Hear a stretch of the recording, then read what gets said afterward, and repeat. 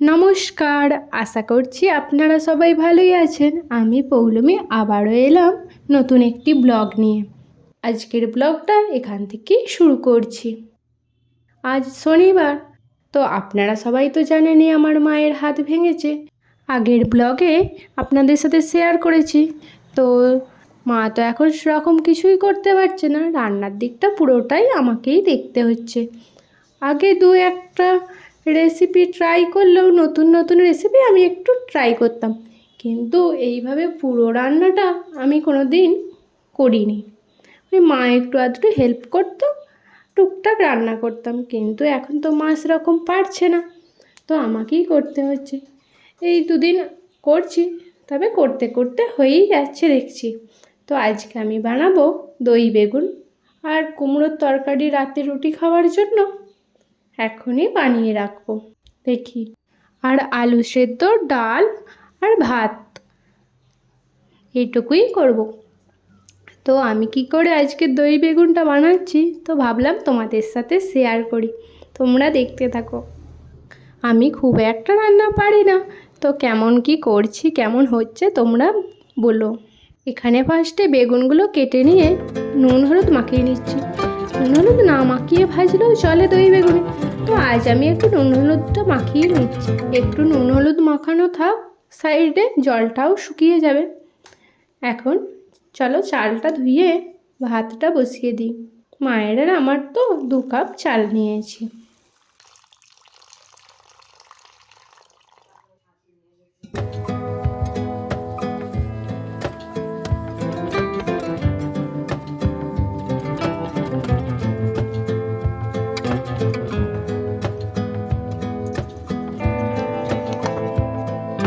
দুটো আলু সেদ্ধ বসাবো, আলুগুলো এখন কেটে নিচ্ছি, তারপর প্রেসারের ভেতরেই দেবো। প্রেসারেই আমার মনে হয় ভাত করার সুবিধা হয়। ওই হাঁড়িতে উল্টে ফ্যানটা ঝরানোর থেকে প্রেসারে আমার ফ্যানটা ঝরানোর সুবিধাজনক মনে হয়। আর এখানে করে নেবো 2টো ডিম সেদ্ধ।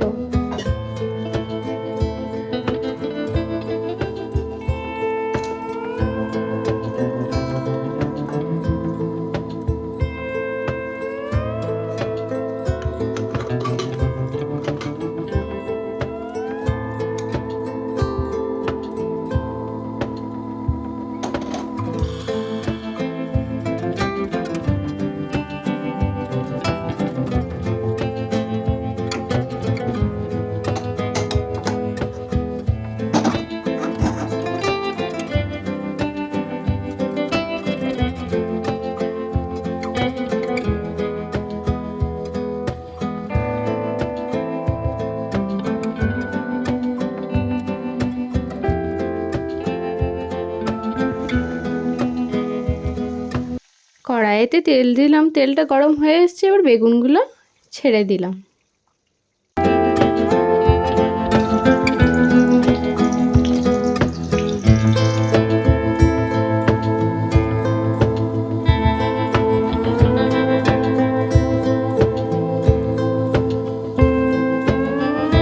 বেগুনগুলো ভাজা হয়েই এসছে, তুলে নিলাম। তারপরে কড়াইতে আরেকটু তেল দিয়ে দিলাম ফোড়ন। ফোড়ন মানে ওই কালো জিরে আর কারি পাতা। কারি পাতাগুলো একটু ছিটকাচ্ছে বলে আমি একটু দূর থেকেই দিচ্ছিলাম, দিয়ে খুন্তিটাকে একটু ওইভাবে ধরেছিলাম, খুব ছিটকাচ্ছিল। তারপর দিয়ে নিলাম রসুন, পেঁয়াজ, দিয়ে ভালো করে এগুলো একটু ভেজে নিই।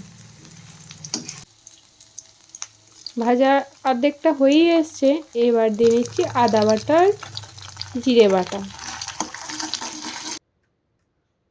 এবার হলুদ দিলাম। আদা আর জিরে বাটাটা ওই পেঁয়াজগুলো একটু সরিয়ে ওই তেলের মধ্যে ওইভাবেই আমি মাঝখানে দিয়ে নিয়ে করি। এবার দিয়ে নিচ্ছি নুন, দিয়ে ভালোভাবে পেঁয়াজ দেওয়া মশলাটা কষিয়ে নিই চলো। এবার টক দইটা বেশ কিছুক্ষণ টাইম নিয়ে ভালোভাবে ফেটিয়ে নিলাম, তারপর গ্যাসটা একটু কমিয়ে দিয়ে দেব।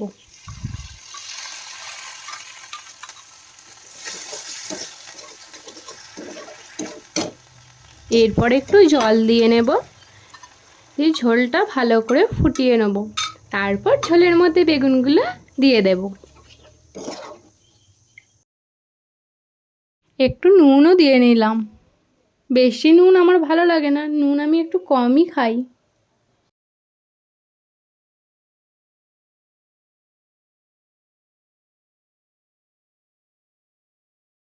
ঝোলটা ফুটে উঠতেই বেগুনগুলো ছেড়ে দিলাম ঝোলের মধ্যে।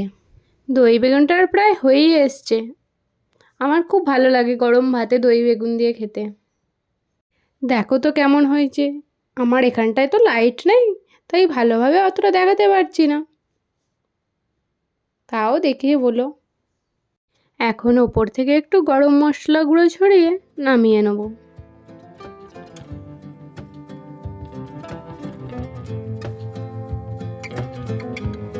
আজ তোমাদের সাথে রান্নাগুলি বেশি শেয়ার করলাম, কিভাবে কি রান্না করছি, এইভাবেই কেটে যাচ্ছে।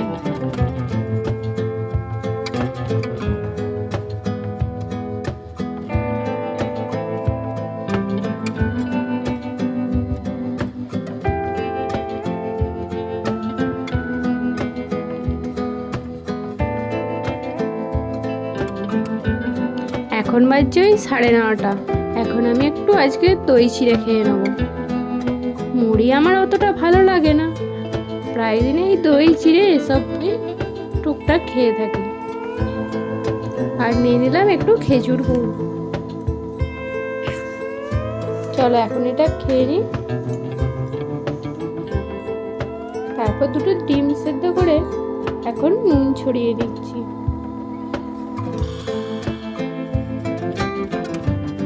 ডিমটা খেতে খেতে চলো দেখি তোমরা কে কি কমেন্ট করেছো, তারপর গিয়ে চান করব। তোমরা বেশ সুন্দর সুন্দর কমেন্টও করেছো দেখছি, চলো রিপ্লাই দিই। তোমরা যত কমেন্ট করো তত ব্লগ বানানোর এনার্জি পাই আর কি। সবাই পাশে থেকো, এইভাবেই যেন আরও এগিয়ে যেতে পারি।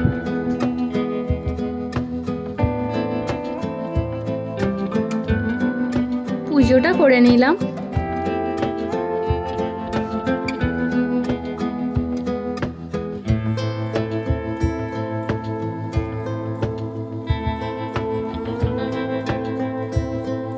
এখন আলুটা মেখে নিচ্ছি তেল লঙ্কা দিয়ে, তারপর ভাত খেয়ে নেবো। চলো, আমি কখনো এরকম ভাত বাড়ি না, মাই দেয় খেতে, নিজে নিজে নিয়ে খেতে কেমন লাগে।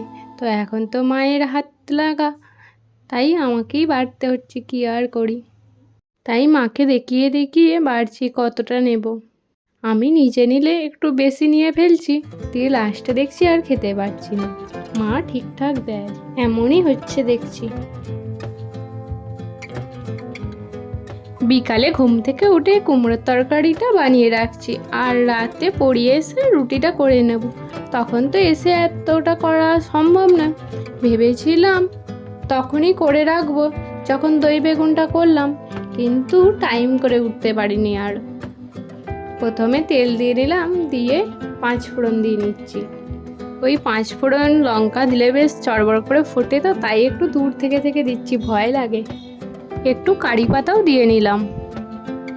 এরপর কুমড়ো আলু এগুলো তেলের মধ্যে দিয়ে ভেজে নেব। কুমড়োর তরকারি বানাতে তো তোমরা সবাই জানো, আর কি বলবো, আমি বড় নতুন নতুন বানাচ্ছি, তোমরাই বলে দেবে।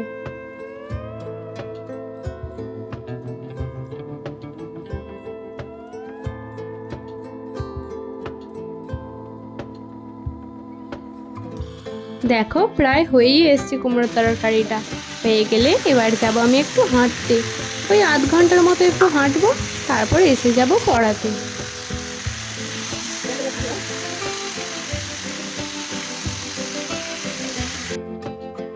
চলে এলাম পড়াতে।